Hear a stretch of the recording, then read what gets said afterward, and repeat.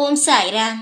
என் அன்பு செல்லமே, என்னுடைய தங்கமே, இன்று முதல் புரட்டாசி சனிக்கிழமை விடிய காலையிலேயே நான் ஓடோடி வந்துவிட்டேன். உன்னை காணவே வந்துள்ளேன்.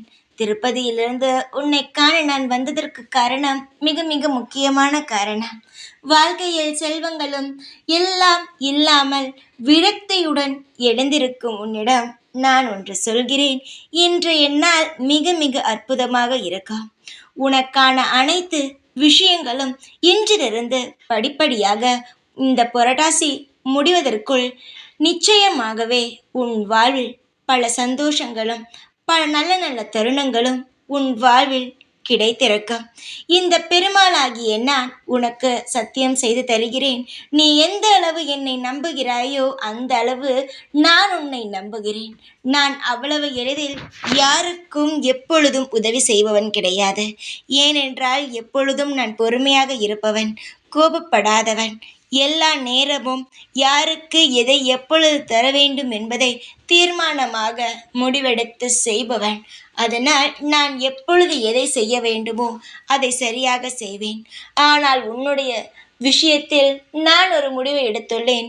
சீக்கிரமாக உனக்கான அனைத்து விஷயங்களையும் செய்து தந்து உன் வாழ்வில் ஒரு மாற்றத்தை உருவாக்க வேண்டும் என்ற இந்த பெருமாளாகிய நான் உன் வாழ்வில் நிறைந்து இருக்கிறேன்.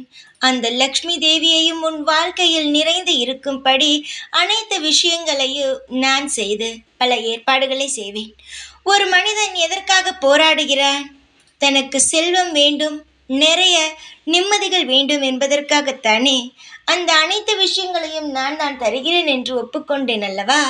சீக்கிரத்தில் இந்த புரட்டாசி முடிவதற்குள் உனக்கான அனைத்தும் உன்னை தேடி வரும். உனக்காக எல்லாமே என்னிடத்திலிருந்து நீ பெறுவாய். வாழ்க்கையை நினைத்து ஒரு நாளும் வருந்த வேண்டாம். என்னிடம் இருக்கும் அன்பும் என்னிடம் இருக்கும் அனைத்து விஷயங்களும் உனக்கு கிடைக்கும். என்னை நீ எந்த அளவு நம்பி இந்த மாதம் விரதம் எடுக்கிறாயோ அந்த அளவு உன் வாழ்வில் நீ மிக பெரிய மாற்றத்தை காணலாம். உன் வாழ்வில் நான் மிகப்பெரிய ஒரு விஷயத்தை, திடீர் திருப்பத்தை நான் ஏற்படுத்தி தருவேன்.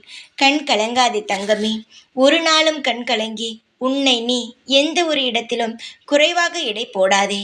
உனக்கான மதிப்பும் மரியாதையும் என்னவென்று தெரியாமல் நீ அழுது தவிக்கிறாய்.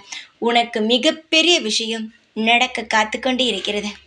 பொறுத்திருந்து பார். எல்லா விஷயத்திலும் அவசரப்பட்டால் ஒன்றும் செய்ய முடியாதல்லவா? பொறுத்திருந்து எல்லாவற்றையும் சாதிக்கும் வழியை பார்.